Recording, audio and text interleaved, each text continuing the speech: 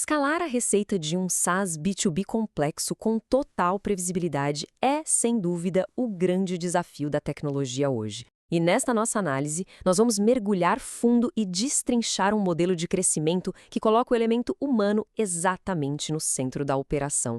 Sabe aquele mito que vive circulando no mercado de que um software incrível simplesmente se vende sozinho? Pois é, a realidade mostra exatamente o oposto. Quando a gente lida com negócios de alto valor, depender só de marketing ou de testes gratuitos simplesmente não fecha a conta. Ter uma equipe comercial humana e superestruturada para guiar o cliente não é um luxo, é vital. E para entender como essa máquina inteira funciona, nós vamos passar rapidinho por 5 pontos centrais. O essencial do Sales Led, uma comparação entre os modelos de crescimento, como funciona a dinâmica do funil comercial, táticas avançadas para ganhar escala e, no fim, as métricas cruciais e aqueles erros que podem ser fatais. Então vamos direto ao ponto 1. O essencial do Sales Led e por que a intervenção humana continua sendo vital nos dias de hoje, mesmo com tanta inteligência artificial por aí.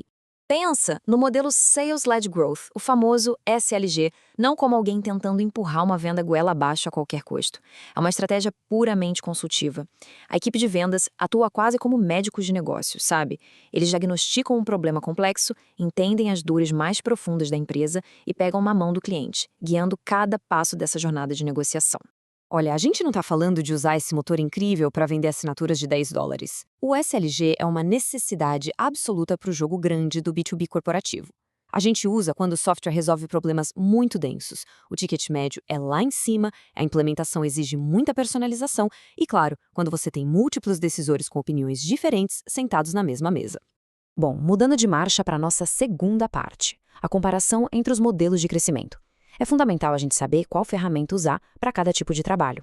A diferença na forma de operar é gigante. De um lado, você tem o SLG, que exige uma intervenção humana constante e um relacionamento super próximo. É como em um restaurante muito chique, com atendimento completo. Do outro lado, a gente tem o Product-Led Growth, o PLG, que é automatizado e centrado no produto. É o famoso formato buffet self-service. O usuário entra, testa e compra tudo sozinho.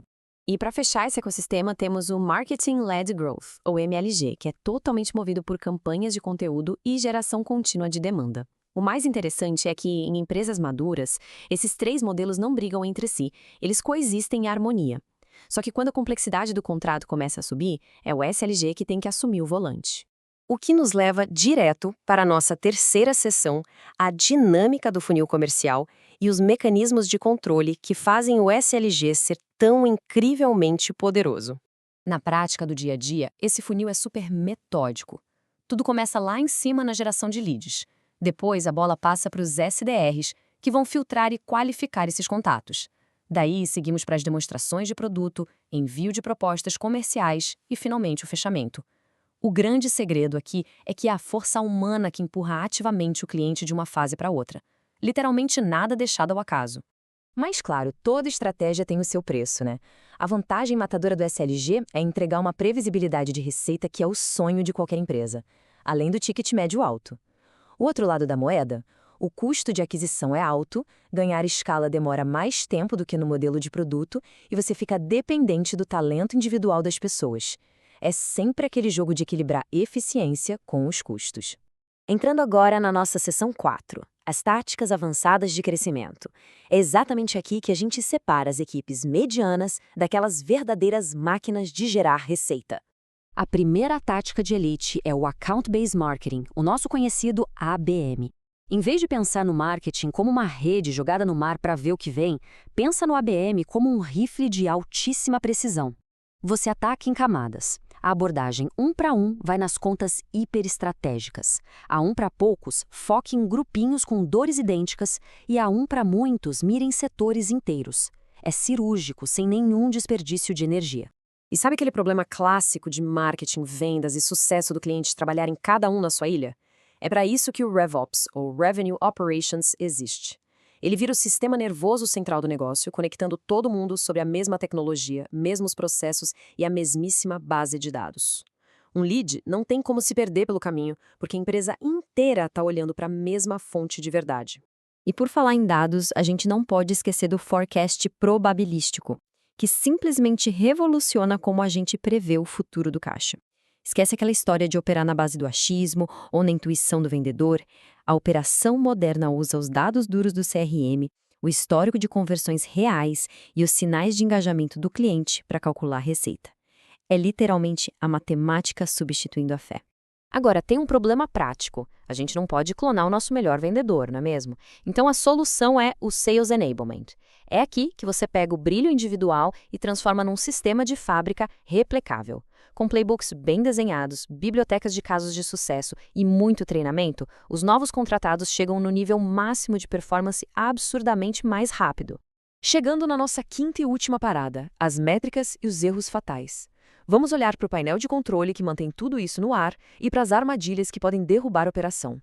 Qualquer operação de SLG que se preze tem que monitorar isso aqui religiosamente. O CAC, que é o custo de aquisição do cliente, o LTV, que mostra o valor financeiro dele ao longo do tempo, o payback, para você saber o quão rápido recupera seu investimento inicial, e, lógico, a taxa de conversão em cada etapa do funil. Sem esses números exatos na ponta do lápis, você está pilotando um avião de olhos vendados. E pausa rápida para esse número que exige respeito absoluto, 30 a 180. A gente está falando da quantidade de dias de um ciclo de vendas B2B complexo. Pensa bem, é de 1 a 6 meses de reuniões intensas, troca de e-mails, muita construção de confiança e provavelmente umas centenas de xícaras de café só para fechar um único contrato. Gerenciar essa maratona toda com eficiência é o que garante que seu fluxo de caixa não vai secar. Mas a jornada é cheia de armadilhas. E os erros que mais derretem o caixa de uma empresa quase sempre começam com a total falta de alinhamento entre a equipe que gera demanda e a equipe que fecha a venda. Outro erro gravíssimo é ignorar os dados e operar na base da esperança. E o pior de todos, com certeza, é tentar ganhar escala contratando um exército de vendedores sem ter processos documentados. Isso não é escala, é só criar o caos de forma organizada. Para amarrar bem tudo que vimos hoje, a grande sacada é muito clara. O SLG moderno não opera sozinho. O verdadeiro trunfo competitivo só aparece quando a gente consegue orquestrar o talento consultivo das pessoas, junto com a agilidade do PLG, a mira laser do ABM e o rigor absurdo de um RevOps bem feito. É só dessa forma que o crescimento sustentável de verdade acontece. O que me deixa com uma reflexão final incrível para a gente pensar. Diante de todas essas engrenagens, táticas de elite e funis super complexos que conversamos, a infraestrutura de receita do SaaS que você atua hoje está desenhada cientificamente para ser previsível? Ou, no fundo, a operação inteira está apenas cruzando os dedos e torcendo pelo melhor? No fim do dia, a resposta para essa pergunta é exatamente o que define quem apenas sobrevive e quem de fato escala no mercado corporativo.